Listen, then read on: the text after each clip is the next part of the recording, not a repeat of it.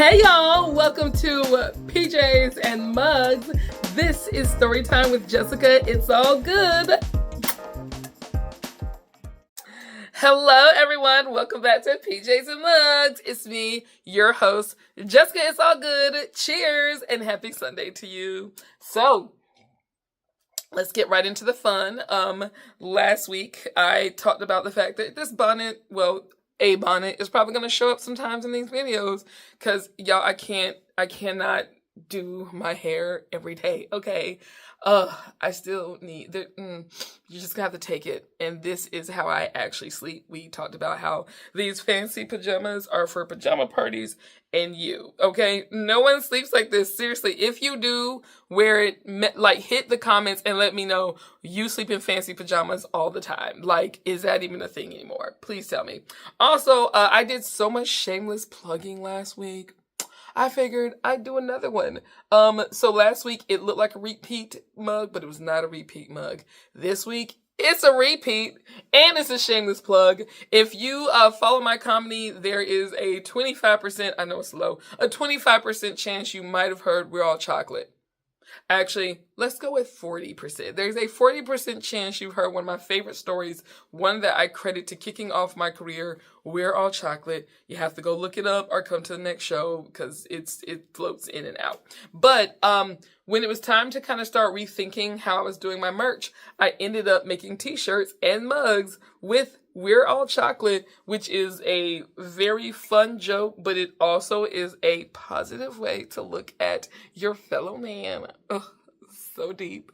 You'll see that I actually have got chocolate bar emojis and my website. I really love this. I have this and I have my travel mug, which I've been drinking out of a lot lately because it keeps my weather so cold. And then t-shirts. So thank you to everyone who's bought a t-shirt. If you also want to join in on the fun with PJs and Mugs here, go to my website and get your mug and let me know if you got it, okay? Yay! I'm like sounding like an influencer. Oh. And now, let's get into today's story. So if you were watching last week, you learned that I could not swim. I talked about the tender age of 19 and 20, right? That summer where I went from 19 to 20, and where I was working in a camp where my kids would actually try to teach me how to swim. So cute, right? I said there was going to be a part 2. And so now it's time to learn how I learned to swim. Yay! So fast forward to... rewind back to summer 2005. That's it. Oh my God, it's been 21 years. It's almost 21 years. That was the summer I was in this camp. I was going from Spartanburg Methodist College, which was at the time a 2-year with my associates, to the College of Charleston, which was really fun. There was a beach, and beaches are bad for your GPA. Ask me how I know. Saw the water. There's beaches everywhere. All the apartment complexes, when I moved off campus, the apartment complexes had 8 to 9 feet pools. Like, you don't get that here in Georgia. Back when I had an apartment here, it was 5 feet people. And I was like, how am I supposed to get my float on, okay? My feet are touching the ground.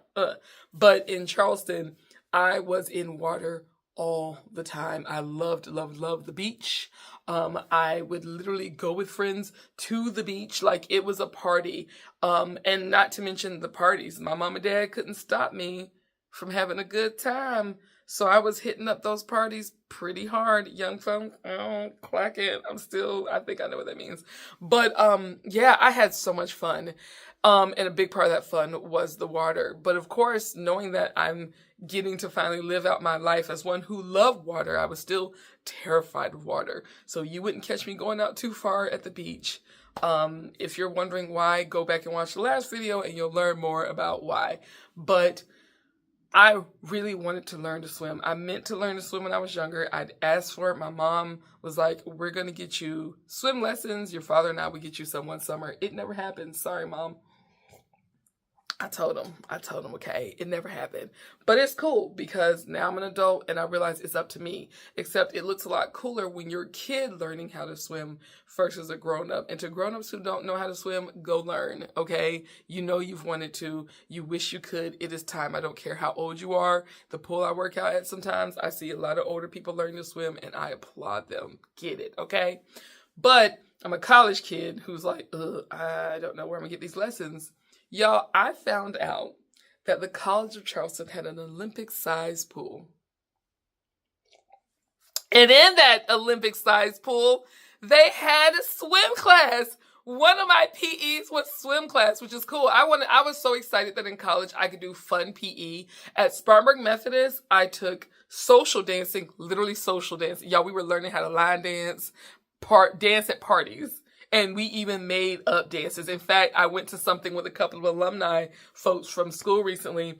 One of the people that was there, I actually forgot. We were partners in that class where we had to make up a dance. And she remembered the dance and she re-taught me the dance. I'm like, oh, this is awesome. So that was one of my PEs in college. And I took tennis at Spartanburg Methodist College. So since my maiden name was Williams, I would tell people I was related to Venus and Serena. I was like, she's like my fifth cousin on my dad's side, twice removed. Nobody believed me because I sucked. Y'all, I was so bad. But it was fun. And my serve, I was getting pretty good at my serve. Okay, so yay me. No, we're not cousins. Just clear that rumor for anyone who did believe me. Because some people, I mean, like, if I just made up black facts, they're like, oh, I know so-and-so. You do? People ask me if I know Ludacris because I live in Atlanta. So, I realized somebody probably believed the Serena Williams thing, and I just want to say I was lying. I was in college. Forgive me. Okay, so let's go to the College of Charleston. So now I had PE credits, but I think I still needed one or something. Or maybe not. I was just like, I'm going to learn to swim. So I took this class, and it was my super senior year. Yes, I did a super senior year because when you transfer from my first school, I found out that while the classes transferred, the grades didn't. So I had to come into my new school with a 0.0, which was crazy because I had over 3.5 at my last school. And I'm just going to throw this out because that summer, I was 20, that fall semester in 2005. And I had one class I did not like, but I needed to take it because I didn't drop the class and get a different class fast enough.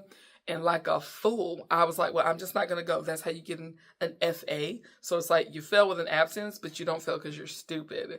And when I got my grades that year, I was like, that was stupid because an FA is still an F. And you don't have your 3.5 from the last school to transfer with you to the new school, and you party 3 to 5 days a week. It was salsa night on Thursdays, the Plex Club on Fridays, sometimes Saturdays, or like a Greek club or some college campus club on Saturday, and Sunday was reggae. I was having a good time. Mom and Dad couldn't stop me, okay?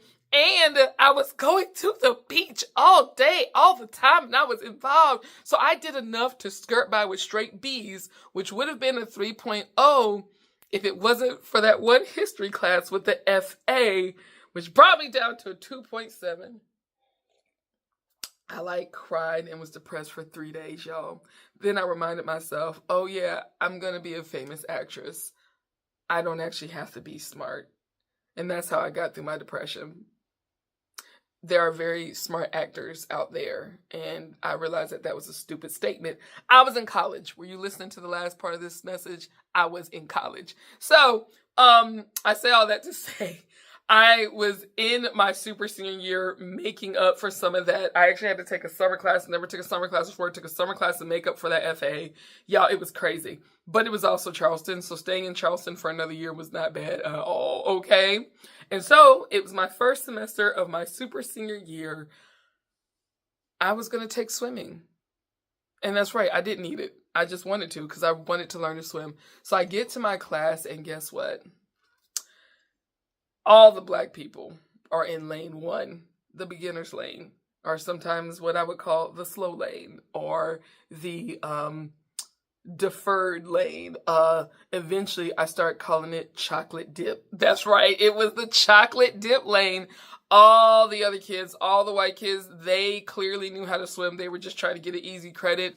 The black people, we're like, I don't want to go past 5 feet. And then shorter person's like, can I just stay over here in the 3-4 feet?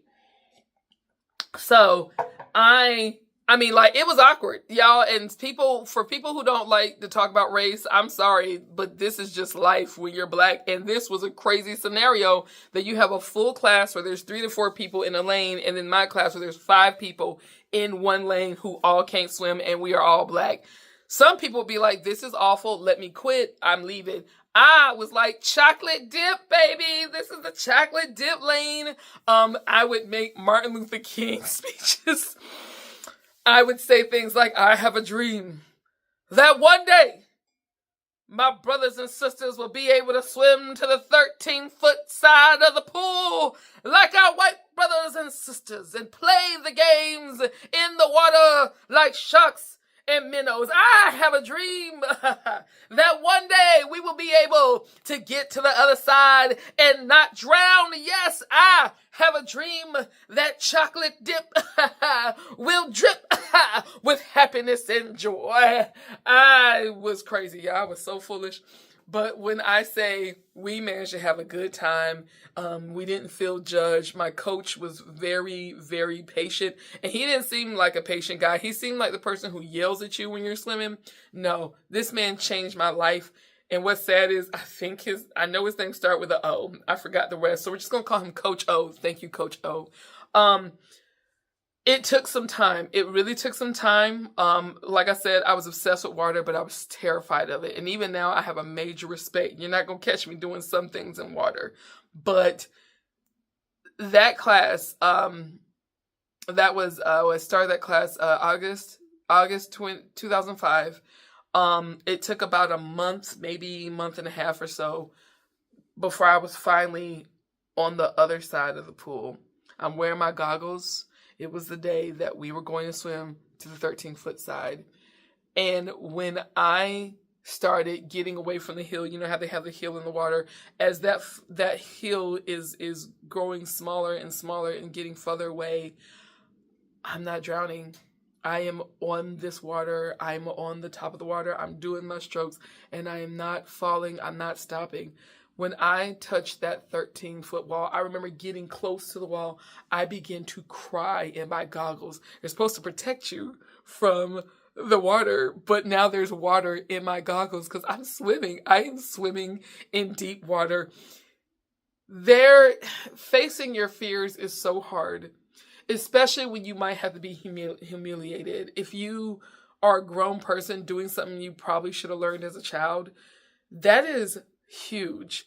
Life is crazy, and y'all, there's some stuff I'm never gonna do. It would be not, you will never catch me bungee jumping. Those people are crazy. I've gone to music parks and watched people pay extra money to be terrified. I'm like, falling is already a thing. I can't be falling and then falling again and bouncing up and fall. That's too much. No, I don't need that in my life. Maybe I'll hop out of a plane with a parachute and someone who knows what they're doing. Maybe not.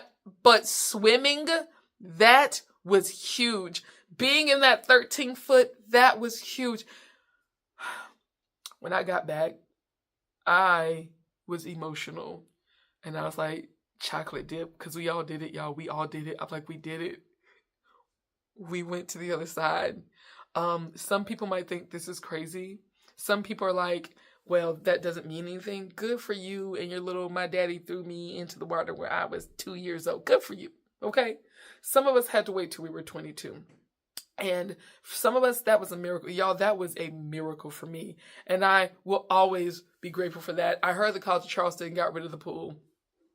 And I was devastated because I was like, do you know how my life was changed in that pool? I will always remember that pool. Every time I swim, and I do it a lot now, number one, because I work out in the water. I hate working out, and that is about the one way I will go. And it's good on your knees and joints. So I'm really grateful that I was able to get over this fear so I could do something I love. Also, exactly 10 years later, because I can say that because since that was fall 2005. And 2007. I started college in 2005. That's where the party time was. 2007, at the age of 22, I am learning to swim my fall semester of my super senior year. So around November, I'm good. I'm splishing and splashing. We're playing sharks and minnows and all these fun games. And I'm like, look at me, not dying. Not like in that last video. Serious. Go watch the last video and then come back. But 10 years later, I got married at the tender age of 32. And I'm married to this amazing husband. And we're on our honeymoon off a cruise. And we go to Honduras. And what do? We go snorkeling in the ocean. They take us in a boat and we go way out somewhere and we go snorkeling. Now, granted, I am terrified because I'm swimming in the ocean. I'm wearing a life jacket, but I'm terrified. When I say I stayed next to that guy and his little donut, I'm like, we gonna just stay close. But being in that water and watching this man, which by the way, this was Honduras. This guy was Honduran. Is that how you say that? Latino, whatever. But he was black, like black, but he wasn't American black. So I know in that culture, being in the water is one thing, but that man has no idea how inspiring it was to watch him swim to the floor of this part of the ocean and pick up a starfish and bring it back up to us. I was the only black person outside of the staff on this boat. Yeah, my husband's real white. If y'all haven't heard, my husband's super white, and everybody else is white because a lot of folks were not trying to be out snorkeling in the ocean. But for me, I was like, this is the next step. 10 years later, I am in the ocean from the day I learned to swim with my brand new husband, watching this beautiful black Latino man go pick up a starfish. The level of inspiration. I have been snorkeling twice since then. So Honduras, Puerto Rico, and Mexico. I've now snorkeled in all of these places. So look at me in my water. But I say all this to say, yo, go chase your dreams, even if it's not a massive dream. Obviously, I have some crazy dreams like being a super famous comedian one day. But the dream of just being able to swim, from going to almost drowning at 5 and almost drowning at 19, to swimming to that 13-foot side at 22, and then swimming in the ocean at 32. These were huge things for me, and I still take it seriously. I'm still proud whenever I'm swimming in my deep water. I try not to be weird, but I'm like, that's right. I still know how to do this at the tender age of 40. So, thank y'all for listening to the I Learned How to Swim story. And thank you for always tuning in and watching these long videos that I swear are going to be short. But there's no one here to tell me, Jessica, stop talking. I'm in the basement by myself. Thank you for still listening. I appreciate you. I hope that this Sunday evening brings you great rest. And I really hope you have a fantastic day at your work week. And I'll see you back here next week, Sunday night, where you get another crazy story with me in my fancy pajamas with my little mugs. Okay. I'm Jessica. It's all good. You're awesome. Thank you so much. And cheers, honey.